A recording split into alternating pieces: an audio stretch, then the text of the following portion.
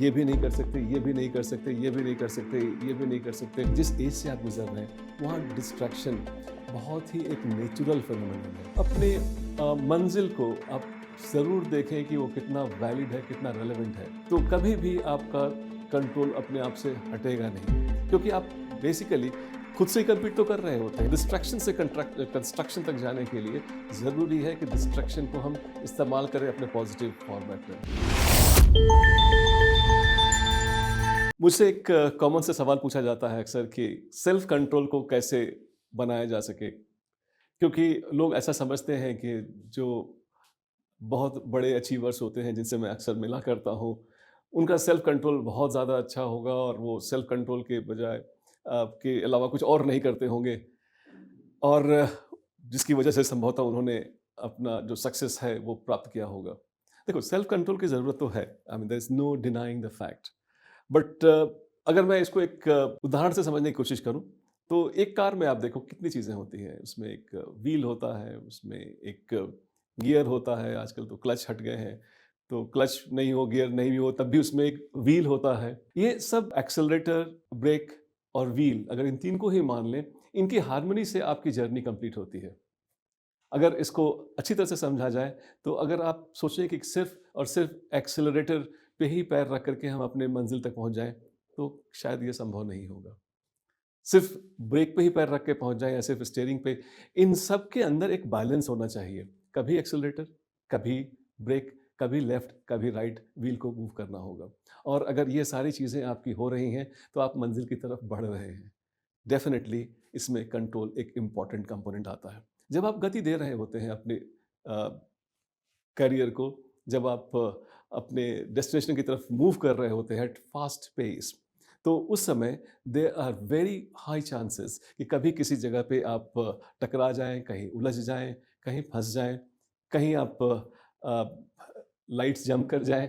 मेरे ख़्याल में जो मैं आपको बताना चाहता हूँ कि सेल्फ कंट्रोल एक ऐसा टेक्नीक है, जिसके ज़रिए आप ये सुनिश्चित करते हैं कि न केवल आप अपने मंज़िल पर पहुँचे, बल्कि आप मंज़िल पर जल्दी पहुँचे और सुरक्षित पहुँचे।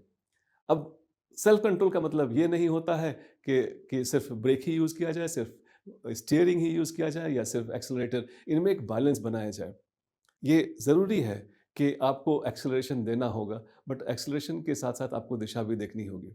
और सेल्फ कंट्रोल का मतलब ये नहीं होता है कि आप अपने आप को मना करते जाएँ, मना करते जाएँ, मना करते जाएँ। ये भी नहीं कर सकते, ये भी नहीं कर सकते, ये भी नहीं कर सकते, ये भी नहीं कर सकते, और यही करना है। I think this is not possible. आपको कोई दुनिया से अलग जाने की ज़रूरत नहीं है अगर सिविल सेवा में आपको पास करना है। इस एग्ज़ाम को पास करने के लिए आपको एक डिसिप्लिन लाने की ज़रूरत है, और डिसिप्लिन इस तीनों जो मैंने आपको बताया कि डायरेक्शन व्हील से, एक्सेलरेशन गति के लिए, और ब्रेक जगह-जगह पर जहाँ रुकने की ज़रूरत है वहाँ पर रुकने की। इन तीनों का अगर आपने बैलेंस बना लिया है, तो सेल्फ कंट्रोल अपने आप आ जाएगा।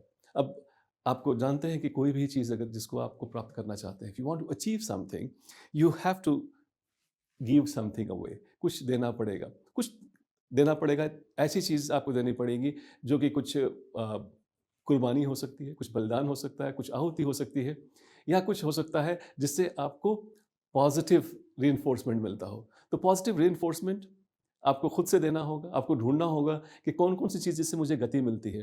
जैसे फ़र्ज़ कर लीजिए कुछ लोगों को सोना पसंद है, तो आप सेल्फ कंट्रोल के अंदर आप अपने सोने को थोड़े-से ज़्यादा बढ़ा दें। कुछ लोग हो सकता है अपने दोस्तों के साथ ज़्यादा अच्छा लगता है, कुछ लोगों को तफ़रीह अच्छी लगती है, कुछ लोगों को एक्सरसाइज़ अच्छा लगता है, कुछ लोगों को मूवीज़ अच्छी लगती है, कुछ लोगों को नॉवल पढ़ना अच्छा लगता है। तो इसको थोड़ा-सा आप ज़्यादा कर दें, और उसके बदले में अपने आप से आप माँगे कि हाँ, मुझे ये चाहिए आपसे, तब आपको ये मिलेगा। And I think self control का मतलब लोग हमेशा और हमेशा नेगेटिव के रूप में देखते हैं। हाँ, ये नहीं करना है, ये नहीं करना है, ये नहीं, मैं ये नहीं करना चाहता हूँ। सेल्फ कंट्रोल का मतलब है कि कौन-सा काम कितना करना है, और कुछ चीज़ जो ज़्यादा एक्साइटिंग नहीं है, उसको प्राप्त करने के लिए आप जो एक्साइटिंग है, उसको थोड़ा ज़्यादा बढ़ा दीजिए। आई एम श्योर कि इस बैलेंस के ज़रिए इन तीनों के व्हील और एक्सेलरेटर और ब्रेक के बैलेंस के ज़रिए आपका सेल्फ कंट्रोल अंदर अपने आप ही आ जाता है। अब सेल्फ कंट्रोल के लिए आपको मैं बताऊँ कि कई बार लोग बहुत ही डिसहार्टेंड हो जाते हैं। मैंने कई बार देखा है लोगों को, अगर कोई चीज़ समझ में नहीं आती है, तो उनको लगता है कि नहीं, this is end of the road. नहीं, एंड ऑफ द रोड नहीं है ये।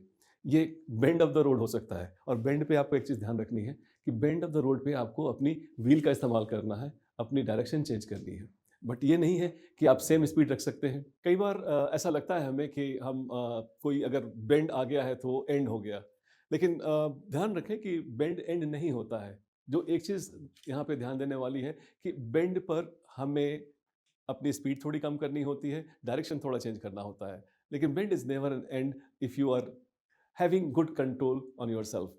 चलो यहाँ तक तो हम ये समझ गए कि कंट्रोल की ज़रूरत होती है, कंट्रोल करना होता है, बैलेंस करना होता है ब्रेक में, एक्सेलरेटर में और व्हील में। लेकिन किया कैसे जाए?